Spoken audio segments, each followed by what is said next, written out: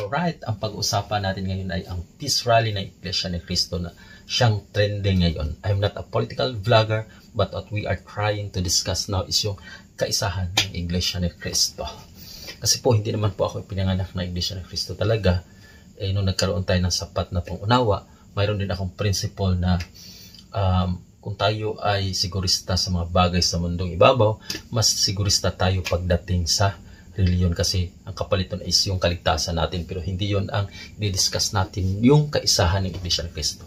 Ako po ay na-amaze kasi nga yung panawagan sa amin ng tagapamahalang pangkalahatan through sa aming ministro pagkatapos ng pagsamba is very simple, precise, concise, and specific. Sinabi lang na inanyayahan kami lahat ng mga kapatid na sumama sa peace rally ng Iglesia ni Cristo para sa kapayapaan. So, ganun lang, no? Sa kabilang dako, napakarami ding leader. Mayroong secular o pang-religion na mga leader. But ang question is, pagka sinabi ba ng leader nila, is sinusunod ba sila? Okay, kaya ako sumasampalataya na may Diyos na gumabay dito sa Iglesia ni Cristo. Alright? So, ito naman ang gagawin natin is hindi lang naman ito para sa Iglesia ni Cristo, kundi para sa buong Pilipino. Kasi pagka magkahiwa-hiwalay o di kaya magkaroon ng civil war dahil nga milyon-milyon yung tagasunod sa presidente at milyon-milyon din tagasunod sa VP, anong mangyari? Kaya para maiwasan natin ang ganung gulo, hindi lang pansarili natin kagustuhan para sa politiko, kundi para sa peace ng buong Pilipinas. Yun ang aking opinion din. Okay?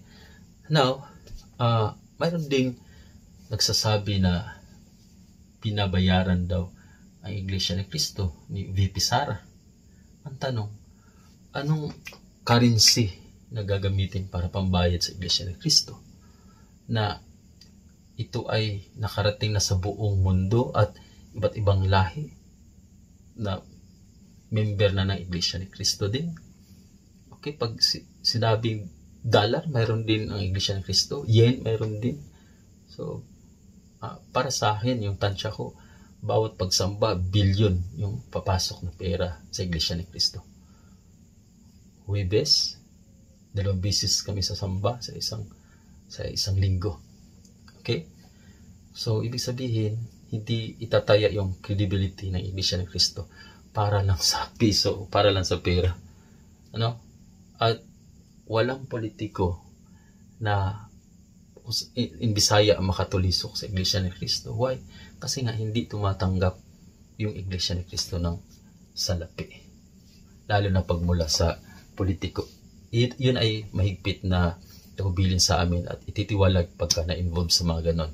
Siguro mayroong mga individual na nasangkot doon, pero itinitiwalag sa amin.